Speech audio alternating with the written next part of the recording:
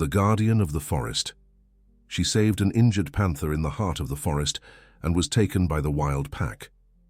She disappeared without a trace, as if swallowed by the woods. Months later, reports emerged of a woman living among black panthers, protected by them. What she experienced during that hidden time shocked all who dared to discover. If this story interested you, don't forget to subscribe to our channel and tell us which city you're watching from. We continue. I promise this will be the best story you'll hear in your life. Elizabeth adjusted the weight of her backpack as she advanced through the dense vegetation. Her steps broke twigs and her body pushed aside foliage, creating a trail that would soon be erased by the regenerative force of the forest. Sweat ran down her forehead, mixing with tears that still stubbornly fell, even after so many days of walking. How long had she been there? 2 weeks, perhaps 3. The days had blended together since she abandoned her previous life, a renowned molecular biologist with a promising career, international publications, and a laboratory under her direction. All that now seemed to belong to someone else, a version of Elizabeth that had been left behind when Julie departed. Julie, her sister, her only family since childhood. Her absence was like a black hole that consumed everything around it, including the sense of existence. When the diagnosis came, followed by progressive deterioration, Elizabeth immersed herself in research, seeking alternatives, tirelessly dedicating herself. But science, her faithful companion for so many years, brought no answers this time. After Julie's departure, nothing made sense anymore. Elizabeth sold almost everything, donated the rest, took the essentials, and left. Her only direction was away. And so she arrived at this remote forest in the Pacific Northwest, about which she had heard stories during a scientific conference years ago. Stories about mysterious creatures, about a region where reality seemed to bend, where the impossible occurred. Initially, she had thought of simply disappearing, walking until she could no more, letting herself be taken by exhaustion, hunger, helplessness. But something kept her moving, perhaps the survival instinct that insisted on persisting, even when the mind desired an end. On the 3rd night in the forest, Elizabeth heard sounds that didn't belong to the usual repertoire of the woods. They weren't nocturnal birds, nor small mammals, nor the wind in the leaves. It was something larger, softer, almost like controlled breathing. Something was watching her. The reports she had heard about ghost panthers came to mind, but her scientific skepticism quickly dismissed such a possibility. In the following nights, the sensation of being watched intensified. Elizabeth would set up her small tent, light a modest campfire, and feel eyes upon her. Curiously, this didn't frighten her. There was something almost comforting in the idea of not being completely alone, even if her observers were wild creatures. A week later, while walking along a crystalline stream in search of fresh water, Elizabeth heard a weak squeal, almost imperceptible. She followed the sound to a muddy bank, where she found a small dark body struggling, partially covered by leaves and silt. Without hesitation, she approached and carefully pushed away the debris. What she saw made her heart race. A black panther, cub no larger than a domestic cat, struggling to free itself from the viscous mud that trapped it. Its golden eyes, still childlike but already intense, fixed on hers with a mixture of fear and supplication. Elizabeth felt something awaken within her, an almost forgotten emotion, a sense of purpose. Without thinking of the consequences, she bent down and carefully picked up the cub, gently cleaning the mud from its fur with water from the stream. The small animal trembled but didn't try to scratch or bite her. It was then that she realized she wasn't alone. Dark silhouettes materialized among the trees, 5 adult panthers, their black fur as deep as the darkest night, their eyes fixed on her and the cub in her arms. Elizabeth felt her blood freeze. Her scientific training told her to remain. Still, avoid direct eye contact, wait for an opportunity to slowly back away. But something deeper, more instinctive, made her act differently. She slowly knelt, still holding the cub, and extended it toward the animals.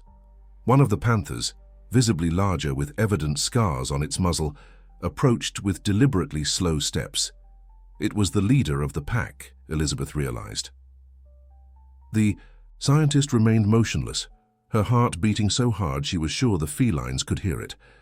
The matriarch panther came within less than a yard of her, its wild scent filling the air. With surprising gentleness, it took the cub by the scruff of its neck. But before moving away, it did something that defied all logic.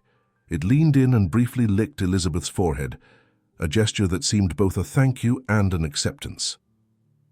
The panthers disappeared into the forest as silently as they had appeared, leaving Elizabeth kneeling by the stream, trembling not from fear but from astonishment. Something extraordinary had just happened, something that her scientific mind tried to rationalize, but that her heart already understood as a transformative encounter. In the days that followed, Elizabeth couldn't stop thinking about that encounter. She began to observe the forest with different eyes, no longer as a foreigner seeking an end, but as someone who had just received an invitation to understand a different world. A week later, while preparing a simple soup with roots and herbs she had learned to identify, Elizabeth again felt that presence. Turning around, she saw the same cub she had rescued, now cleaner and apparently stronger, watching her from the edge of the small clearing where she was camping. Alone. Elizabeth remained still, afraid of scaring it. The cub advanced a few hesitant steps, sniffed the air and, to her surprise, came closer.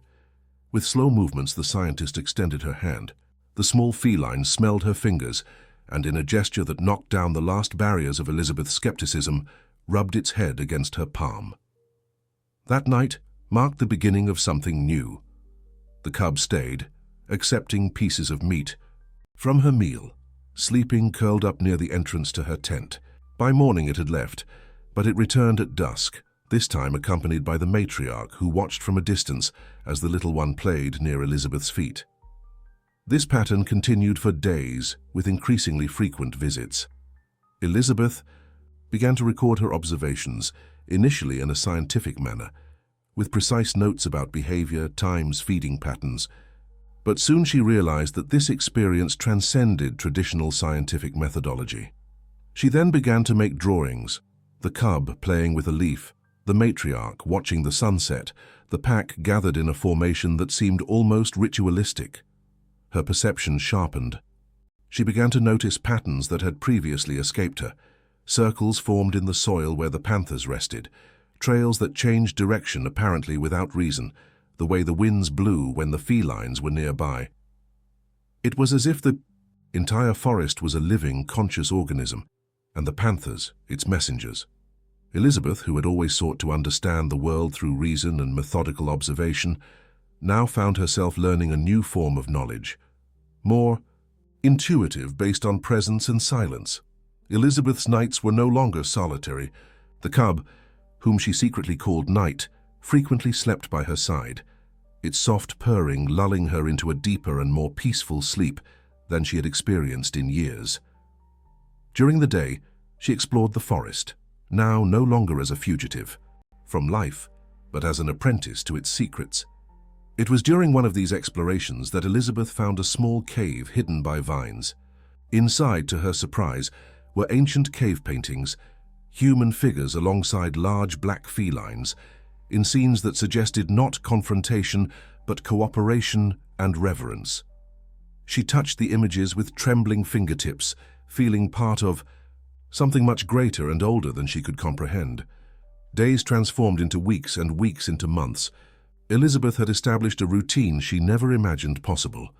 Her mornings began with the awakening of birds, when she would go out to collect fruits and roots for her sustenance. The cub Night often accompanied her on these expeditions, sometimes disappearing for hours, only to return with a small prey which it proudly deposited at her feet. Elizabeth realized she had changed not only mentally, but also physically. Her body, previously accustomed to the comfort of the laboratory, had become stronger and more agile. Her skin, tanned by the sun filtered through the tree canopies, had acquired a golden tone. Her hair, which she had previously kept impeccably trimmed, now fell freely to her waist, with silver strands she no longer tried to hide. But the deepest transformation had occurred in her mind. The woman who had arrived at that forest, carrying only despair and emptiness, now saw meaning in every leaf, in every dewdrop, in every breath. Julie's absence still hurt, but in a different way. No longer as an abyss of despair, but as a deep river of longing that flowed alongside her new existence. One morning, while Elizabeth was organizing some medicinal plants she had learned to identify, she heard a sound that didn't belong to the forest's usual symphony, the mechanical hum of a drone. She looked up in time to see the device flying over the nearby trees, its camera pointed directly at her small clearing. Elizabeth's heart raced. During all this time she had forgotten the outside world, the civilization she had left behind. Now that world had found her again. The drone made a few more passes before disappearing in the eastern direction. Elizabeth remained restless all day, watching the sky and preparing for an intrusion she felt was inevitable. In the following days, she found signs that confirmed her fears, human footprints that weren't hers, tire marks in a muddy area near the stream, remnants of plastic packaging carelessly left behind. Someone was exploring the region, getting closer and closer to her refuge and, more worryingly, to the Panther's territory. One afternoon, while returning from a more distant exploration, Elizabeth heard the sound she feared most, a gunshot. She ran toward the noise, her heart pounding, her breath ragged. Upon reaching a small clearing, she found Night, now the size of a young leopard, with blood running from a wound in its front paw. The cub was no longer so much a cub, having grown considerably in the months they had spent together, but its frightened look still had something of childlike vulnerability. Without hesitation, Elizabeth approached to examine the wound. That's when two men emerged from the dense vegetation. One of them, middle-aged with a hard expression, held a hunting rifle. The other, younger, carried a metal cage and equipment that appeared to be for tracking. "Step away from the animal." "Ma'am?" ordered the older one, pointing the gun alternately at Elizabeth and Night. "That specimen is worth a fortune on the market." Elizabeth didn't respond. She didn't run. She only positioned herself between the gun and the wounded feline, her eyes fixed on those of the hunter. It was the first time in months that she had encountered another human being, and the experience seemed surreal, as if she were facing a species she no longer recognized as her own. The moment stretched, tense as a bowstring about to break. It was then that Elizabeth felt, more than saw, movements in the shadows around them. The Panthers had arrived, silent as ghosts. The matriarch led, followed by 4 other adults, including an imposing male that Elizabeth had never seen so close before. The felines surrounded the men in a coordinated movement that seemed almost choreographed. They didn't attack, didn't roar. They merely established their presence, their golden eyes fixed, their postures indicating absolute dominion over that territory. The older hunter tried to raise his gun, but the matriarch emitted a low growl. That paralyzed his movement. The younger one dropped the cage, his face pale with terror. There was no explicit violence, just an unequivocal demonstration of power. The men were allowed to go, stumbling away, abandoning their equipment and their predatory ambitions on that sacred ground. When they disappeared, the Panthers turned their attention to Night. The matriarch approached and carefully licked the wound on the young feline's paw. Elizabeth, driven by an impulse she couldn't explain, moved away to her tent and returned with some herbs she had collected. Under the watchful gaze of the pack, she applied a paste made from these herbs to Night's wound, which allowed the treatment with surprising docility. That night, as stars dotted the sky visible between the treetops, Elizabeth made a decision. She took her field notebook, where she had meticulously recorded her scientific observations in the first months, and threw it into the fire. As the pages consumed, she felt herself releasing the last ties to her previous life. She understood that her journey was not about documenting or analyzing, but about feeling and existing. Science had been her language throughout her adult life, but now she was learning a new idiom, that of intuition, direct connection, wisdom that comes not from study, but from lived experience in deep communion with the natural world. Weeks later, Night's wound had completely healed. The young feline now hunted with the pack, though it still regularly returned to spend time with Elizabeth. The scientist who had existed now gave way to a different woman, wilder, more intuitive, more connected to the rhythms of the forest. It was during this period that Elizabeth began to dream. Vivid, pulsating dreams, populated by women with feline eyes, adorned with black pelts and stone necklaces. In the nocturnal visions, these women danced around her, singing in a language she had never heard before but somehow understood. They spoke of choices, of listening, of response. They spoke of an ancient pact between humans and panthers, of guardians who walked between two worlds. Elizabeth woke from these dreams sweating, her heart racing, with the sensation of having received important messages she still couldn't completely decipher. One morning, after a particularly intense night of dreams, Elizabeth found the matriarch patiently waiting outside her tent. There was no surprise, only a feeling that this encounter was destined to happen. The great feline approached, and in a gesture that repeated that of their first meeting months ago, touched Elizabeth's forehead with its muzzle. Then it simply disappeared, into the vegetation. Elizabeth spent the day reflecting on this contact, on the dreams, on the changes that were occurring inside and around her. At night, when preparing to sleep, she noticed something different, a small object hanging at the entrance to her tent. Drawing closer, she saw that it was a necklace made of teeth and small bones tied with braided plant fibers. There was no rational explanation for its appearance, but Elizabeth no longer sought rational explanations. She placed the necklace around her neck, feeling its weight as a tangible reminder of her transformation. The following days brought a new routine. Elizabeth began to explore areas of the forest that she had previously avoided because they seemed impenetrable or dangerous.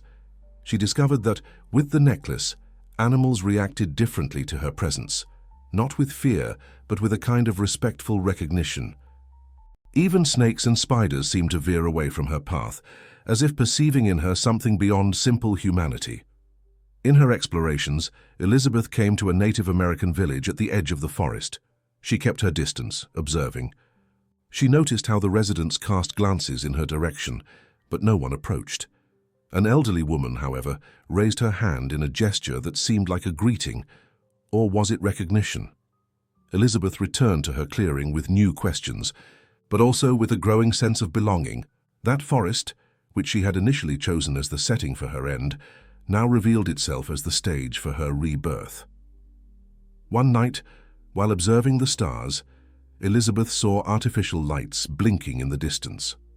Approaching cautiously, she discovered a small camp, modern tents, sophisticated equipment, people speaking loudly and laughing. Scientists, perhaps, or adventurous tourists. The old Elizabeth would have approached, introduced herself, perhaps even taken advantage of the opportunity for contact with the outside world. But the Elizabeth who now was chose to retreat, silent, as the Panthers had taught her to be. That was no longer her world. Her existence now belonged to the forest, to its mysteries, to the silent pact she had made with its creatures. Dawn brought a storm like Elizabeth had never witnessed in that forest. Lightning tore the sky, briefly illuminating the vegetation in ghostly flashes. The rain fell in dense curtains, transforming the soil into mud and the streams into furious torrents. Sheltered in her reinforced tent, Elizabeth listened to the wild symphony of the storm, feeling strangely at peace. It was during that stormy night that she had the most vivid dream of all. In it, she found herself in the center of a circular clearing, surrounded by the same women with feline eyes who populated her previous dreams. But this time, they didn't just dance. They spoke directly to her, in voices that sounded like whispers mixed with the wind. "You are at the crossroads," said one of them, the oldest, whose golden eyes resembled those of the pack's matriarch. "The world of men approaches again. You must choose your path." In the dream, Elizabeth tried to respond, to ask questions, but her voice produced no sound. The women continued, their words intertwining like a single collective voice. "We are the guardians of the boundary between worlds. We walk between civilization and the wild, between the known and the mystery. For generations we have maintained the balance. Now you have been called." The old woman approached, touching the necklace that Elizabeth wore even during sleep. "This A is the symbol of the pact. Those who carry it are never truly alone nor completely lost, but the pact demands choice. It demands sacrifice. When Elizabeth woke with a start, the storm had passed. The air was clean, charged with the intense perfume of wet vegetation, and in front of her tent, motionless as a statue carved in ebony, was the pack's matriarch. Its golden eyes fixed on Elizabeth's with an intensity that transcended verbal communication. There was no fear, only acceptance. Elizabeth left the tent and knelt before the great feline, which approached and touched her forehead with its muzzle. The same gesture of recognition from their first encounter, now loaded with deeper meaning. Then the panther simply disappeared into the vegetation, moving like smoke between the trees. The following days brought more signs that the dream was not just a creation of her sleeping mind. Elizabeth began to notice subtle changes in her perception, more vivid colors, sharper, sounds, smells that had previously gone unnoticed. At night, she could see in the darkness with surprising clarity. Her movements became more fluid, almost feline. One morning, while washing her face in the stream, Elizabeth noticed something different in her reflection.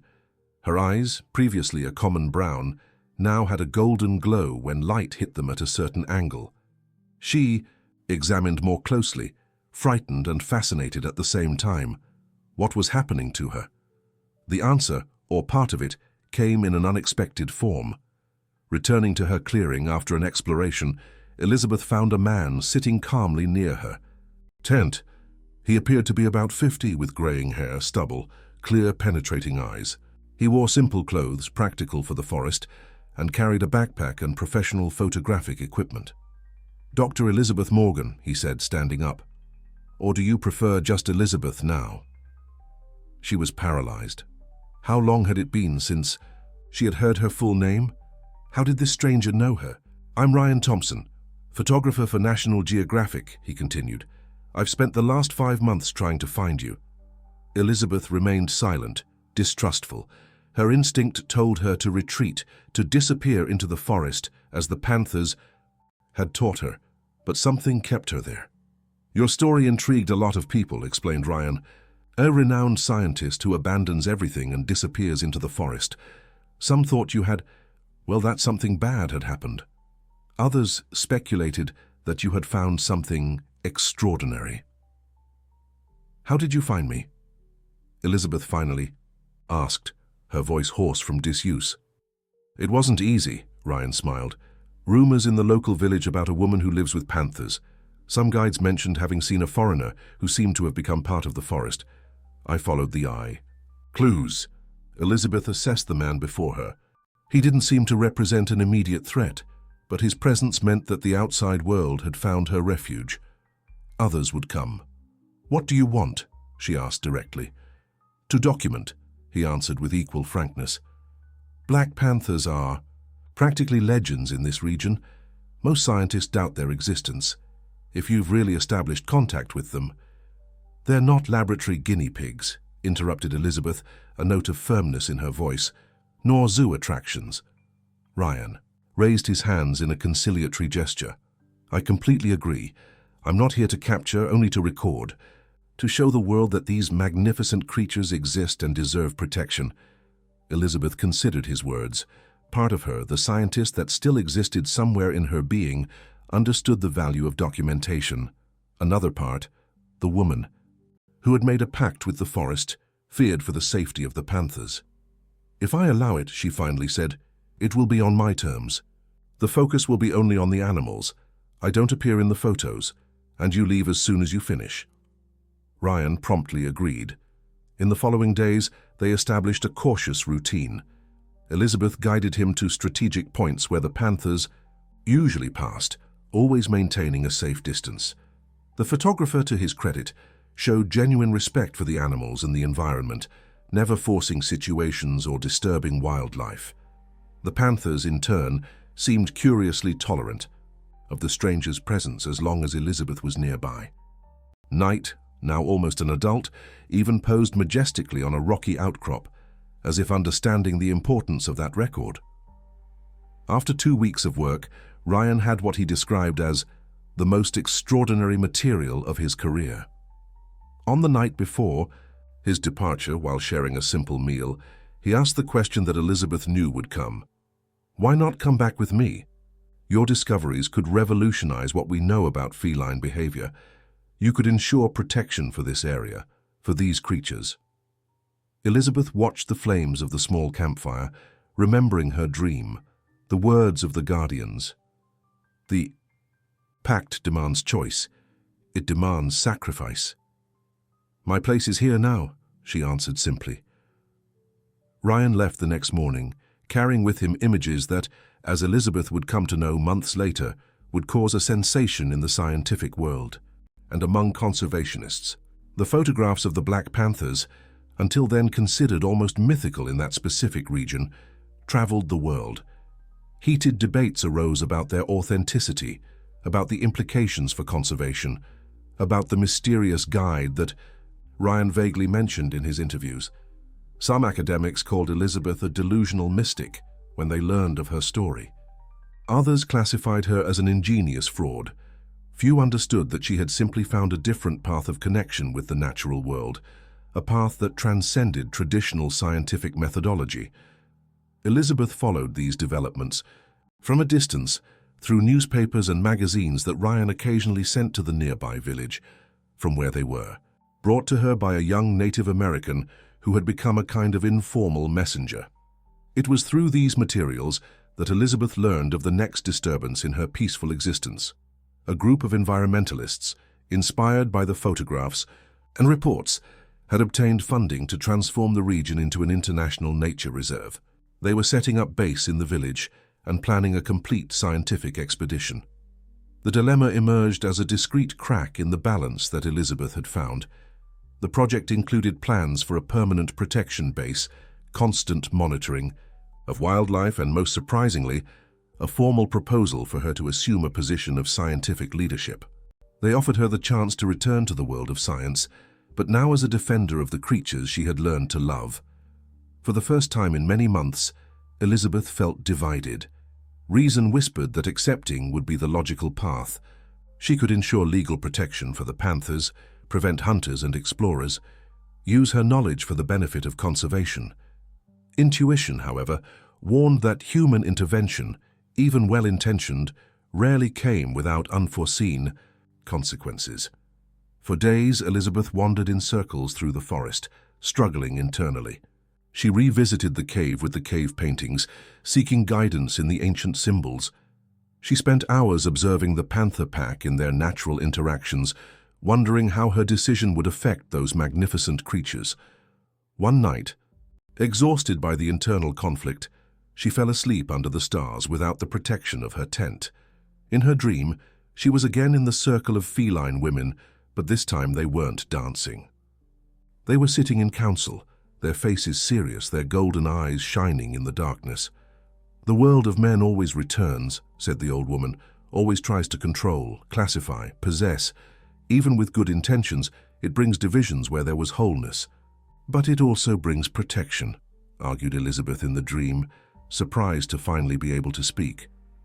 "Laws that can keep hunters away." The old woman smiled, a smile that mixed wisdom and sadness. "The laws of men change like the seasons. The pact we made is older than any written law. Choose with your heart, not with your mind." When Elizabeth awoke, the sun was rising on the horizon, painting the sky with shades of pink and gold. Beside her, lying in a resting position, was the pack's matriarch. The great feline slowly opened its eyes, meeting Elizabeth's. In that shared gaze, the decision crystallized. Returning to her tent, Elizabeth found another sign, a new bone necklace, different from the first, tied to the entrance. More elaborate, with small blue stones interwoven between the bones. A choice had been made without words. The next morning, Elizabeth walked to the village. She no longer wore the hiking clothes she had arrived in the forest with more than a year ago. These had long since disintegrated with constant use. Now she wore simple pieces that she herself had made with natural fibers and pelts she found, along with the 2 bone necklaces she never removed. The villagers watched her approach, With expressions that mixed respect and apprehension, children hid behind adults pointing and whispering. Elizabeth noticed that some of the older ones touched amulets hanging around their necks, amulets curiously similar to her own necklaces. In the community house of the village, she found the group of environmentalists. There were 5 in total, 3 men and 2 women, all with the characteristic enthusiasm of scientists facing a new field of study. They had maps spread out on an improvised table, laptops, GPS equipment, satellite images. "Dr. Morgan," exclaimed the one who seemed to be the leader, a man of about 40 with thin-framed glasses and a well-trimmed beard. "What an honor to finally meet you. I'm Dr. Paul Rivers from the University of Washington. I coordinate this conservation project." Elizabeth merely nodded, uncomfortable with the formalities that were once a natural part of her life. The others introduced themselves. In sequence, biologists, conservation specialists, and environmental lawyer all looked at her with a mixture of scientific curiosity and something close to reverence. "Your work with the Black Panthers is revolutionary," continued Paul, indicating Ryan's photographs that decorated one of the walls. "We've never documented such a close interaction between humans and large felines in the wild. We want to offer you the opportunity to formalize this research with all necessary support." Elizabeth listened as they detailed the plans.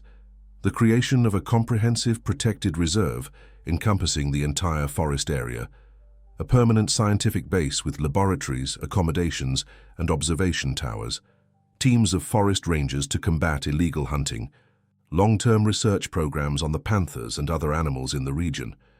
"And naturally, we want you to lead the scientific team," concluded Paul enthusiastically.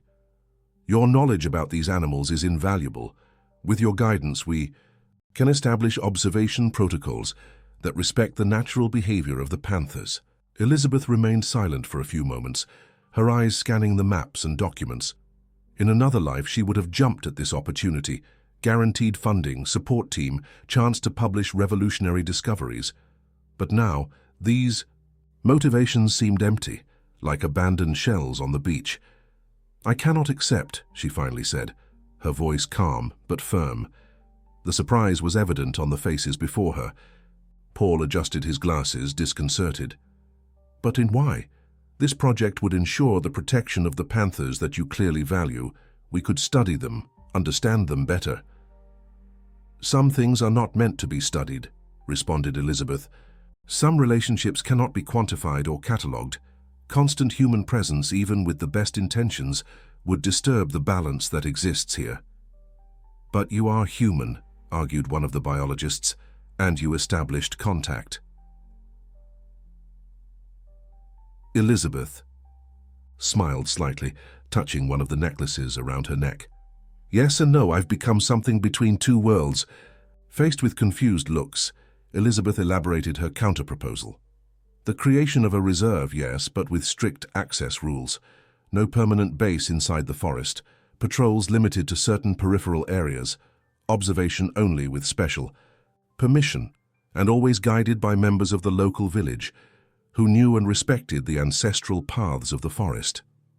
The panthers don't need our protection in the way we imagine," she explained. "This forest has had its own guardians for centuries. What we need is to prevent our civilization from interfering in its cycles." The negotiations extended for days. Elizabeth remained firm in her terms, while the scientists tried to find compromises that would allow more access and research. Finally, they reached an agreement. The reserve would be created, but with an innovative model of shared management between scientists, government authorities, and representatives of the local village. Elizabeth would be a consultant, not a leader, appearing only when she deemed necessary. On the night after the signing of the preliminary agreements, Elizabeth returned to her clearing in the forest with mixed feelings. Had she done the right thing? Or was she merely postponing the inevitable advance of civilization over that last wild refuge? The answer came in the most unexpected form. As she approached her tent, she saw the pack's matriarch waiting for her. But this time, the great panther was not alone. By its side were 2 cubs, new members of the pack that Elizabeth had never seen before. One of them, the smallest, had eyes of an intense gold that resembled those of Night when she had first found him. Was it possible? Knight, now an adult, had become a father. The matriarch advanced and, in a gesture that seemed almost ceremonial, gently pushed the cubs toward Elizabeth. The little ones approached hesitantly, sniffing the air, their curious eyes fixed on the human who smelled different from others. Elizabeth knelt, slowly extending her hand. The cub with golden eyes was the first to approach, rubbing its head against her fingers. The other soon followed, more cautious but equally curious. The bond was renewed. A new cycle began. In the weeks that followed, Elizabeth rarely went to the village. When she did, it was to check the progress of the agreements and ensure that the terms were respected. The villagers, especially the older ones, began to treat her with special deference. An elderly woman whose advanced age bent her body but did not diminish the brightness of her eyes, approached her during a visit. "My grandmother told stories," said the old woman in a low voice, "about women who spoke with the panthers, who slept protected by them on nights when the full moon bathed the forest. We called these moments the moon's guard." Elizabeth felt a shiver run down her spine.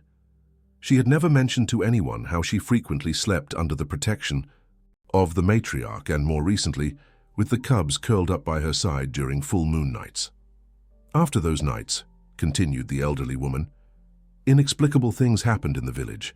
Sick children recovered. Abundant harvests emerged even after droughts. No one spoke of miracles, but everyone knew." The old woman held Elizabeth's hands between her own, wrinkled by time. "The guardians always return when the forest needs them." As she returned to her clearing that afternoon, Elizabeth reflected on the old woman's words. Was it possible that she wasn't the first to establish this bond with the panthers? That she was part of a lineage of women who, across generations, had served as a bridge between the human world and the wild. The months passed. Elizabeth's body continued its subtle transformation. Her face acquired more lines, marked both by the sun and by the smile that now came more frequently. Her movements became even more feline, silent, precise, economical. Her connection with the forest deepened to such a point that she could feel climate changes before any visible sign appeared, predict animal behavior based on patterns invisible to common observers. The cubs grew, becoming playful juveniles who frequently accompanied her on her walks through the forest. Elizabeth mentally called them Moon and Shadow, names she never pronounced aloud but which seemed to suit their distinct personalities. The reserve was officially established. Forest rangers, trained by the villagers themselves, patrolled the boundaries, keeping hunters and loggers at a distance. Scientists visited occasionally, always respecting the established protocols. The panthers, protected in their sanctuary, thrived. One day, while exploring a distant part of the forest with Moon and Shadow, Elizabeth came to a clearing she had never noticed before. In the center, a rocky outcrop formed a kind of natural altar. As she approached, she noticed ancient symbols carved into the stone, figures that resembled those from the cave she had discovered in her first months in the forest. While touching the carvings with her fingertips, she felt a presence. Turning around, she saw a female figure at the edge of the clearing, a woman of indeterminate age with loose gray hair blowing in the wind and eyes that, even at a distance, Elizabeth could perceive had a golden glow similar to her own. For a moment she thought she was facing one of the women from her dreams, but this one was real, tangible. The stranger smiled, made a gesture that seemed like recognition, and disappeared among the trees before Elizabeth could call out to her. That night, Elizabeth couldn't sleep. The image of the mysterious woman populated her thoughts. Was she another like her, a guardian from another part of the forest, or something older, more fundamental? The next morning, she found footprints forming a perfect circle near her tent.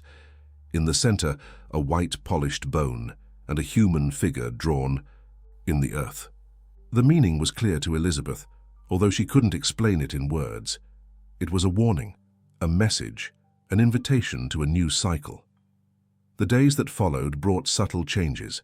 Certain forest trails began to close to strangers, becoming impenetrable with dense, thorny vegetation. Visitors who arrived with arrogance or dubious intentions invariably got lost. wandering in circles until being escorted out by forest rangers. Those who came with humility, however, who said they were just passing through to learn and observe, found open paths and occasionally glimpsed the majestic black panthers in the distance, always accompanied by a human figure who seemed more part of the forest than a visitor in it. Ryan returned once, years later, for a series of follow-up photographs.